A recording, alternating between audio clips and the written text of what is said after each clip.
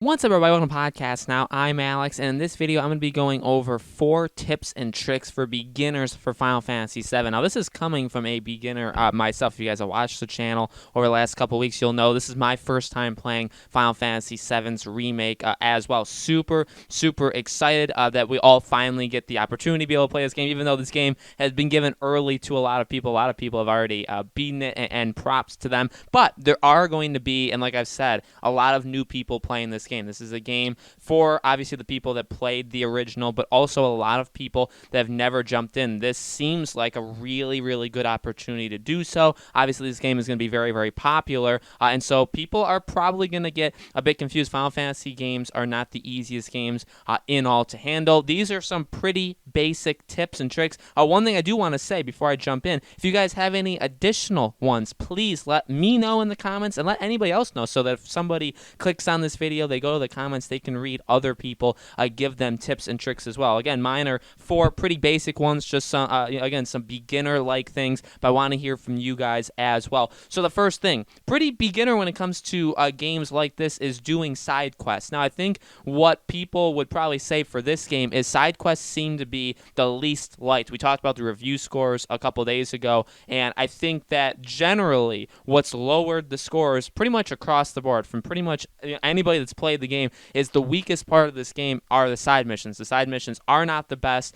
Really, they kind of only pay off at the end. Once you complete side missions in like a whole area, you get like a discovery mission, which would unlock like a never before seen, like a brand new cutscene between Cloud and whichever character he's with, and that adds more to the game. It adds more to the experience, and that's part of the reason, by the way, to do it. Firstly, for completionists, I guess, for the new content, and obviously it gives you things. It gets you unique abilities, gets you unique weapons, lots of unique things just in general that you can only get by doing these side missions. So obviously, again, in open world-ish games, not necessarily that this is like, say, a game like The Witcher or Dragon Age, etc.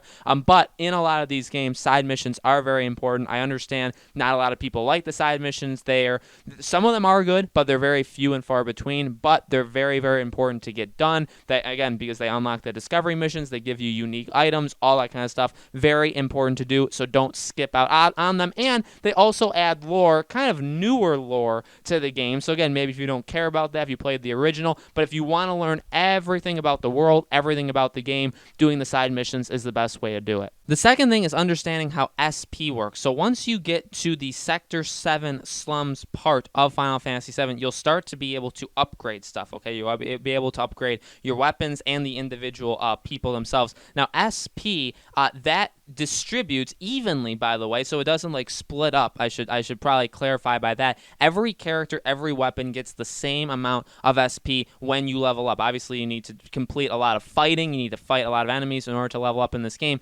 But when you do it, SP distributes to each person and each weapon, and newer weapons will retroactively give them the same amount of SP that they would, say, if you got them from the very beginning. So don't be afraid to upgrade. Don't think that because you get SP you can only upgrade one weapon or one character. Again, it distributes evenly. It's the same number across the entire board.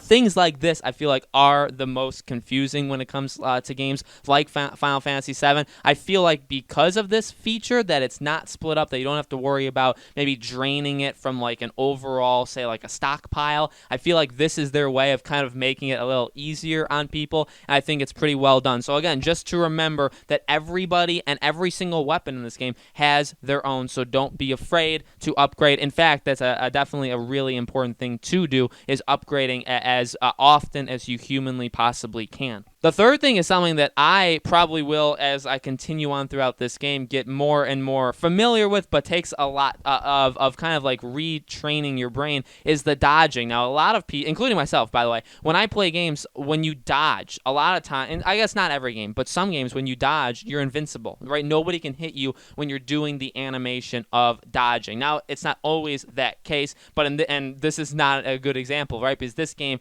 does not have that. So you are not invincible when you dodge. You can still be hit. Guarding is the only way. I think, really, maybe you played the Kingdom Hearts games, which maybe there's a lot of people that are watching this now that know us from Kingdom Hearts. Kingdom Hearts is maybe a good example of that, although in Kingdom Hearts, I believe you can just dodge like forever, but guarding is the way to, get an enemy in a vulnerable position. And so, again, for a game like this, dodging, yes, while it is important, and yes, you can obviously get clear of a group of enemies. And again, depending on what kind of games you play, you may be used to just like spam dodging.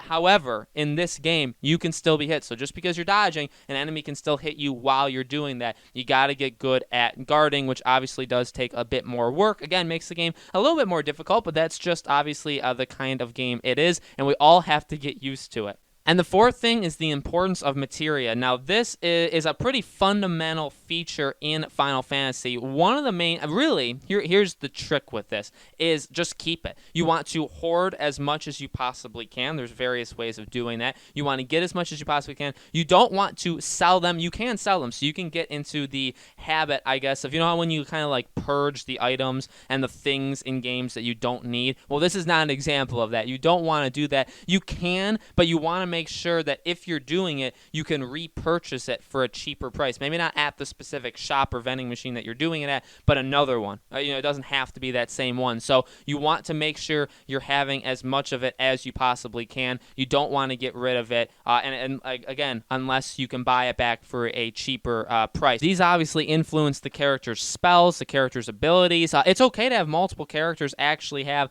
the same materia on them. It doesn't necessarily matter. Same thing really with this is kind of like a bonus one. Same thing like with the weapons. There's not necessarily like a best weapon. I know a lot of times in games like Dark Souls-y kind of stuff, sometimes there's like the best weapon that you can find, and obviously if you have that weapon, you're at an advantage. Now, of course, there is that here just in general. Like obviously some weapons are better than others, but in general, it really goes to your play style, your group's play style. There is not necessarily one best weapon, and again, that kind of connects to materia in all. So guys, let me know in the comments below, what do you think? What are some tips and tricks you would say to beginners, first-time players playing Final Fantasy VII that have never played it before? Let me know in the comments below, and again, let others know so that they can see it as well. Thank you guys so much for watching. We're going to have more Final Fantasy VII videos over the next couple days. We just live streamed it, I believe, last night on this channel podcast. Now, we're going to be doing it again, I believe, on Tuesday, so if you guys are interested in checking that out, we're going to be doing that. But again, more Final Fantasy VII videos as the days progress. Make sure you guys are subscribed and have the bell icon turned on so you can see when they release. And thank you again so much for watching, guys. Stay safe out there, and I'll see you all on the next video.